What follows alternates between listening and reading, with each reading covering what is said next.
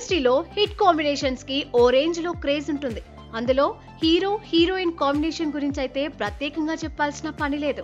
అయితే ఈ లిస్టులో విజయ్ రష్మిక కాంబోకు మంచి హైప్ ఉందని చెప్పాలి.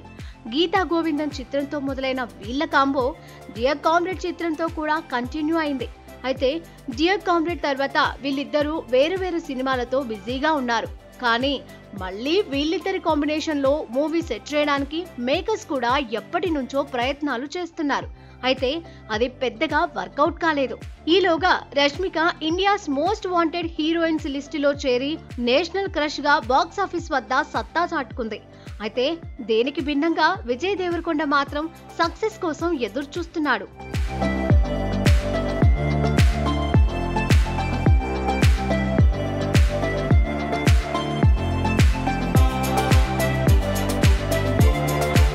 అయితే గీతా గోవిందం చిత్రం తర్వాత విజయ్ దేవరకొండ రష్మికల మధ్య రిలేషన్ స్టార్ట్ అవ్వడం, సోషల్ మీడియాలో వీళ్ళ ఫోటోలు వైరల్ కావడం ఎప్పటి నుంచో నడుస్తుంది. పైకి వీళ్ళిద్దరూ తమ మధ్య కేవలం ఫ్రెండ్షిప్ అని చెప్పినా అది నమ్మే పొజిషన్ లో ఫ్యాన్స్ కూడా లేరు. రీసెంట్ గా రష్మిక పుట్టినరోజును ఒమెన్ లో వీరిద్దరూ కలిసి సెలబ్రేట్ చేశారని ఫ్యాన్స్ ఊహాగానాలు చేశారు. ఉమెన్ లో రష్మిక పోస్ట్ చేసిన బీచ్ ఫోటోలు, విజయ్ పోస్ట్ చేసిన బీచ్ ఫోటోలలో ఒకే రకమైన బ్యాక్గ్రౌండ్ కనిపించడంతో ఈ ఊహాగానాలు మరింత బలపడ్డాయి. ఇటీవలే ముంబైలో వీరిద్దరూ కలిసి లంచ్ డేట్ కు వెళ్లిన ఫోటోలు సోషల్ మీడియాలో వైరల్ అయ్యాయి. అంతేకాదు రష్మిక విజయ్ తో ఉన్న సన్నిహిత సంబంధాన్ని పరోక్షంగా ఒప్పుకుంది.